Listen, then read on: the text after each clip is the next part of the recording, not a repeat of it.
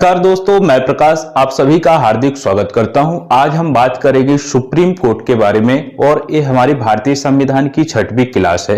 इससे पहले हम 5 क्लास करवा चुके हैं जो रेगुलेटरी बनाए हुए हैं। आज हमारी जो 6वीं क्लास है इसमें सुप्रीम कोर्ट के बारे में जानेंगे। भारतीय संविधान के भाग 5 में अनुच्छेद 124 से लेकर के अनुच्छेद 147 तक सुप्रीम कोर्ट के बारे में चर्चा की गई है। जैसा कि आप जानते हैं 28 जनवरी 1950 को सुप्रीम कोर्ट यानी उच्चतम न्यायालय की स्थापना की। वर्ष 1950 में सर्वोच्च न्यायालय के न्यायाधीशों की संख्या 8 थी, जिसमें से एक हमारे मुख्य न्यायाधीश और 7 अन्य न्यायाधीश थे। इसके साथ ही 2019 तक इनकी संख्याओं में यानी न्यायाधीशों की संख्याओं में बढ़ोतरी होती गई। वर्ष 2019 की बात करें तो वर्ष 2019 में न्यायाधीशों की संख्या 34 हो गई, जिसमें से 33 हमारे अन्य न्यायाधीश थे और एक हमारे मुख्य न्यायाधीश। 1950 के बाद 1956 में न्यायाधीशों की संख्या 11 हो गई, जिसमें से 10 हमारे अन्य न्यायाधीश थे, एक हमारे मुख्य न्यायाधीश।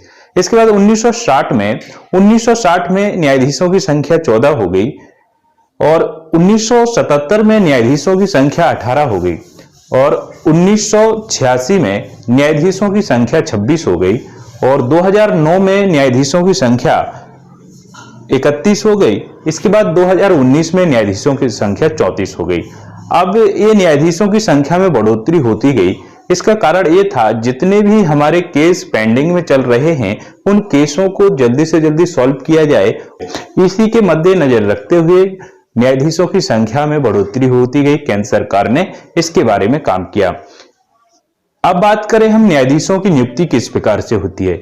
न्यायाधीशों की नियुक्ति राष्ट्रपति द्वारा की जाती है। भारत के मुख्य न्यायाधीश की जो नियुक्ति होती है वो हमारे राष्ट्रपति द्वारा नियुक्त किए जाते हैं।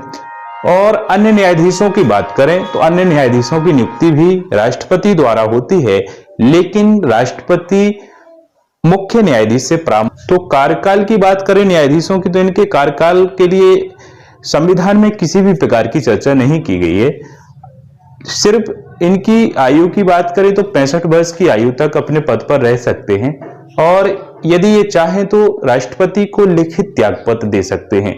अनुच्छेद 124 में सुप्रीम कोर्ट के गठन के बारे में चर्चा की गई है और अनुच्छेद 143 में सुप्रीम कोर्ट राष्ट्रपति को एक प्रकार से सलाह दे सकता है और राष्ट्रपति सुप्रीम कोर्ट से परामर्श ले सकता है। इस प्रकार से हमने जाना आज सुप्रीम कोर्ट के बारे में। मिलेंगे नए टॉपिक के साथ, तब तक के लिए।